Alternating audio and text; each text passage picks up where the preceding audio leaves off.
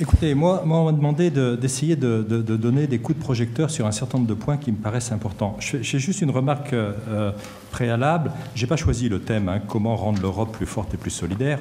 Et je suis tout à fait prêt à m'y plier volontiers. Je pense que peut-être il y a peut-être une question juste en amont qu'on a le droit de se poser, c'est pourquoi rendre l'Europe plus forte et plus solidaire. Alors on a entendu quelques petites...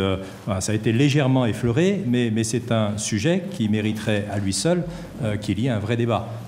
Je suis effectivement un militant européen depuis une trentaine d'années, donc certainement pas au rang des eurosceptiques, mais je pense qu'il n'y a aucun sujet tabou et qu'on peut quand même se poser aussi légitimement la question de quel est le projet européen que nous avons envie de porter aujourd'hui.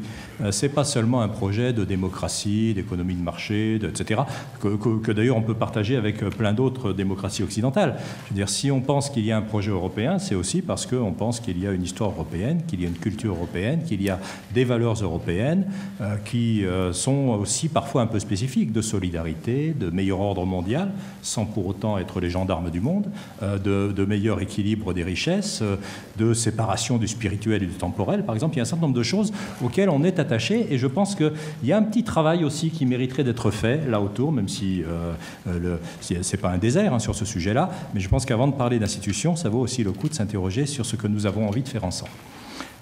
Deuxième observation, je pense qu'effectivement, il faut le reconnaître, l'Europe est en crise. L'Europe est en crise avec deux phénomènes plus particuliers. D'abord, elle inquiète plus qu'elle ne fait rêver, ce que je déplore, mais c'est un constat qu'on peut tous partager quand on regarde ce qui se passe dans les journaux, dans l'opinion, etc. Et que c'est peut-être aussi un défi auquel il faut s'attacher. Et puis, deuxièmement, parce que les institutions sont bloquées. Alors, d'ailleurs, on a récité tous les traités qui sont intervenus, et puis on se rend bien compte que, quel que soit le projet qu'on aurait envie de mettre en œuvre, aujourd'hui, avec les traités actuels, et même avec le traité de Lisbonne, je suis beaucoup moins optimiste qu'Olivier Ferrand sur ce point-là, on est sur un phénomène de blocage. Alors, à partir de là, de ce diagnostic un peu pessimiste, enfin pessimiste, mais en même temps teinté d'espérance, enfin j'espère que dans le débat ça pourra ressortir un peu plus, qu'est-ce qu'on peut faire ? Moi j'ai l'impression qu'on doit de toute façon relancer un certain nombre de projets économiques. L'Europe s'est effectivement bâtie beaucoup sur l'économie. Certains ont dit trop.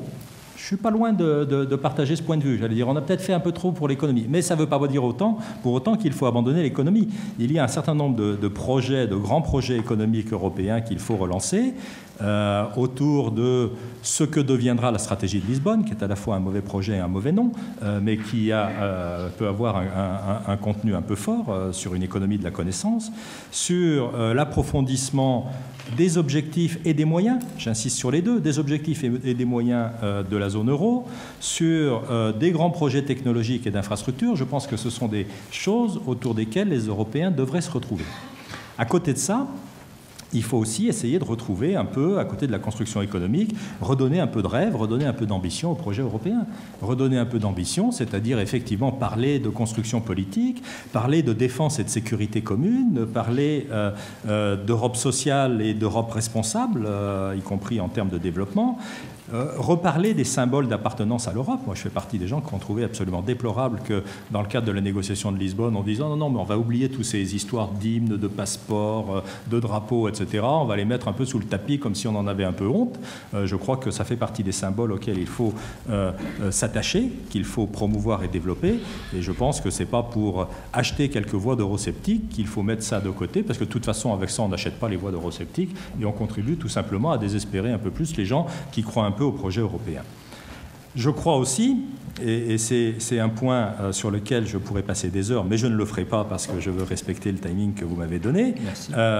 Je crois aussi qu'il faut essayer de sortir des blocages institutionnels. Alors, je ne crois pas qu'on en sortira avec les mécaniques institutionnelles d'aujourd'hui, fussent-elles celles de Lisbonne, et par une appropriation des partis politiques, par les partis politiques de ces nouveaux mécanismes. J'espère que ça progressera un tout petit peu quand même, mais je pense qu'on n'ira pas très loin avec ça. Je pense qu'il faut retrouver les esprits de Schengen, l'esprit d'Eureka, l'esprit de la naissance de l'euro, c'est-à-dire qu'il faut faire des projets à quelques-uns.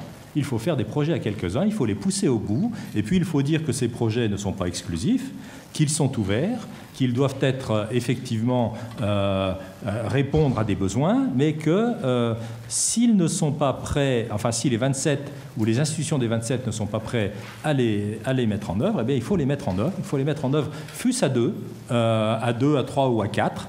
Donc en dehors même des coopérations renforcées qui sont prévues par les traités institutionnels, je n'entre pas dans le débat juridique, coopérations renforcées quand même au passage, qui sont faites justement pour empêcher les 3 ou 4 pays qui auraient envie de faire quelque chose et donc pour les bloquer, pour les freiner dans la façon dont ils voudraient avoir des ambitions plus affirmées. Donc il faut dépasser, contourner, bypasser, j'allais dire, ce blocage des 27 en lançant des projets à moins que 27, comme on a commencé à le faire il y a quelques années, comme malheureusement on est un tout petit peu en panne aujourd'hui.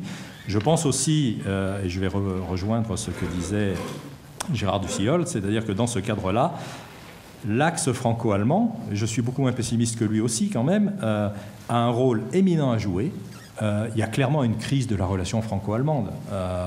Alors je ne vais pas la dater parce qu'on va me dire elle remonte quasiment à l'époque Chirac-Schröder, mais et effectivement, depuis lors, on n'a jamais retrouvé de connivence avec les Allemands. On a trouvé de temps en temps des projets communs qu'on a pu mener ensemble. Et je pense qu'il faut retrouver refonder la coopération franco-allemande, qui sera d'ailleurs probablement un noyau pour redémarrer des coopérations concrètes. Je pense aussi que dans ce cadre, nous devons pas seulement faire confiance aux hommes politiques, donc pas seulement faire confiance à Mme Merkel ou à Nicolas Sarkozy, faire aussi à notre niveau, au niveau des entreprises, au niveau des acteurs citoyens, tout ce qu'il faut pour retrouver des connivences et des identités de projet avec l'Allemagne. Juste un dernier mot quand même peut-être.